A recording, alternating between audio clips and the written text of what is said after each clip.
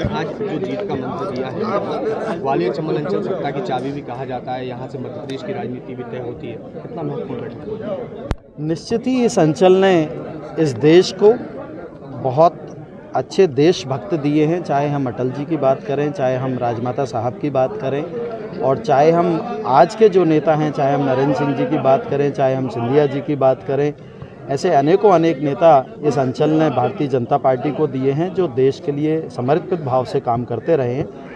और पिछले विधानसभा चुनाव में भी आपने देखा होगा कि कई तरह की अफवाहें थीं कि ग्वालियर चंबल संभाग में ऐसा होगा वैसा होगा, लेकिन हमारा रिज़ल्ट बहुत अच्छा रहा और मध्य प्रदेश में जितनी सीटों का हमने आकलन किया था और जो आप लोग आकलन करते थे, हम सबके आकलन को फेल करते हुए कार्यकर्ताओं ने उससे बड़ी जीत हम लोगों को दिलाई थी।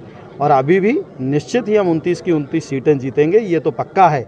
हमारा 29 की 29 सीटों पे मार्जिन भी बहुत जीत का बढ़ने वाला है, ये हम पक्का करना है। लेकिन जो ग्रामीण क्षेत्र में हुआ, जैसे उसकी भले ही आप उसको कुछ भी कह रहे हो, पासपोर्ट कार्यालय का उद्घाटन, ये काफ़ी चर्चा का विषय है। वास्तविकता क्या है इसके पीछे? मुझे नहीं पता ये चर्चा का विषय बना क्यों। देखिए, मैं फिर से बार बार आपसे कह रहा हूँ कि पासपोर्ट सेवा केंद्र का लोकार्पण जो है विधानसभा के पहले ही होना था। मेरा काफ़ी प्रयास रहा था कि पासपोर्ट सेवा केंद्र जल्द से जल्द चालू हो और उससे हमें निश्चित ही विधानसभा में भी लाभ मिलता, पर किसी कारण से हम लोग उस विधानसभा के पहले इसको लोकार्पण नहीं कर पाए थे। और पर हमने ये चालू करा दिया था। करीब मेरे क्षेत्र के 700 लोगों के पासपोर्ट अभी तक वहाँ बन चुके हैं। कल मैं निरीक्षण पे गया था तो वहाँ पे पूजा पाठ और की है, बस चालू तो वो पहले से ही था। महेंद्र सिंह सिसोदिया जी कह रहे हैं कि आपने अक्लमंदी का काम नहीं किया है। देखिए, मुझे नहीं पता किसने क्या कहा है क्या नहीं कहा है। मैं अपनी रेखा लंबी करता हूँ, मैं अपना काम करता हूँ। आपने देखा होगा पिछले 5 साल से मैं अपना काम बखूबी कर रहा हूँ, चाहे पार्लियामेंट हो, चाहे मेरा संसदीय क्षेत्र हो, चाहे मेरे मध्य प्रदेश की बात हो और चाहे मेरे राष्ट्र की बात हो। लेकिन मैं अपना कार्य करता रहता हूँ। दूसरा कौन क्या कहता है, कौन क्या सोचता है, इससे मुझे कोई फर्क नहीं पड़ता। क्षेत्र में कई बार देखने में आया कि आपके नाम की शिला पट्टिका में से आपका नाम गायब कर दिया गया, कभी नाम के बोर्ड गिरा दिए गए। ये क्या लॉबिंग चल रही है? क्या देखिए, ये तो राजनीति चलती रहती है, इसको मैं कभी तूल नहीं देता हूँ। ये सब तो चलता रहता है। मतलब बीजेपी चलता रहता है। ये हाँ, बिल्कुल हम एक हैं।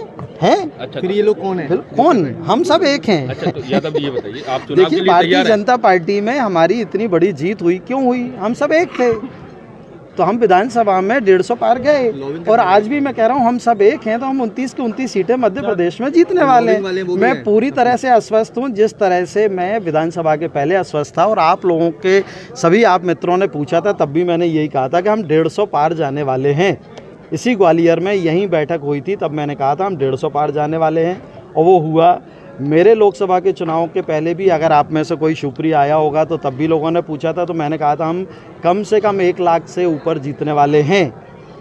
और अभी भी मैं कह रहा हूँ हम 29 की 29 सीटें जीतने वाले हैं। मध्य प्रदेश में आपका एक बड़ा रिकॉर्ड है, 2nd नंबर पे जीत आपकी आती है, देश में भी आपकी रैंकिंग मजबूत है। किस तरह का रिपोर्ट कार्ड मजबूत बना है? सभी कार्यकर्ताओं का आशीर्वाद है, सभी बड़े बुजुर्गों का, मेरे क्षेत्रवासियों का और मेरे सभी मध्य प्रदेश वालों का और आप सभी का, क्योंकि आप भी पड़ोसी हो, आप सबका सहयोग आशीर्वाद रहता है तो निश्चित ही जीत बड़ी होती है। और इस बार तो हम कल गुना के कार्यालय का भी जो है उद्घाटन था और हम सभी लोगों ने मिलकर वहाँ संकल्प लिया है कि हमारा प्रयास ये होगा कि हमारे लोकसभा की जीत मध्य प्रदेश में सबसे बड़ी जीत। रैंकिंग रिपोर्ट कार्ड भी आपने तैयार किया? हमारी जीत भी सबसे बड़ी होगी मध्य प्रदेश में, आप देख लेंगे। अभी आप चुनाव दौरान लड़ेंगे वहाँ से? देखिए, पार्टी जिसको जो दायित्व देगी वो उस दायित्व का निर्वहन करेगा। पार्टी बिल्कुल हर एक कार्यकर्ता की रहती है, हम लोग हमेशा तैयार रहते हैं, हम राजनीति में हैं और ये लोकतंत्र है, सबको मौका मिलता है। और अगर मैं राजनीति में हूँ, जो भी व्यक्ति है सबकी इच्छा होती है, पर ये पार्टी का निर्णय होगा कि पार्टी को किसको लड़ाना है, किसको क्या दायित्व देना है।